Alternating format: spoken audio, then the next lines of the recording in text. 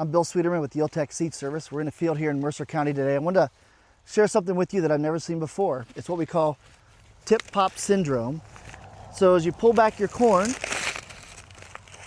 and all of a sudden you see that your cob is broken right here at this point roughly. You might be wondering what that is. It's the first time I've ever seen it.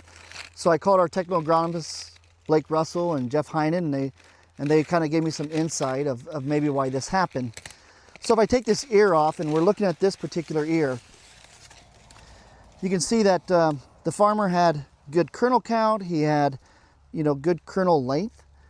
And then if you remember, if you think back to August and September, it was very dry. And so during that period of time, we ended up having such dry conditions. The farmer sprayed a couple passes of fungicide, so he's able to maintain his kernel length.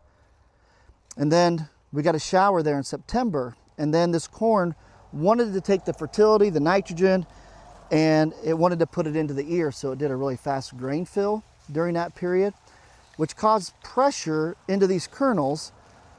And it typically happens on ears that are more girthy, okay?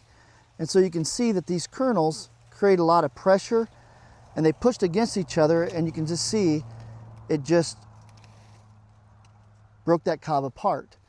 And so yes, there's going to be some yield loss due to this. And so you might be wondering, what is the reason for this? Sometimes it could be maybe sometimes linked back to potassium, that maybe the cob is a little bit weaker, but I don't think that's the case here, just knowing the fertility of this farm. I think what happened here is we had really dry weather.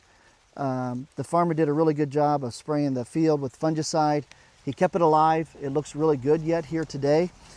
And I think that when he got that little bit of that rain, all that fertility that was stored up into that plant, it expressed it through the kernel by showing fast grain fill period, and it built up that pressure and it broke it off. How do we fix this? How do we, look at this in the future, and how do we fix this? We're learning. We're going to be walking a lot of fields looking for this to see if it's related to a specific hybrid.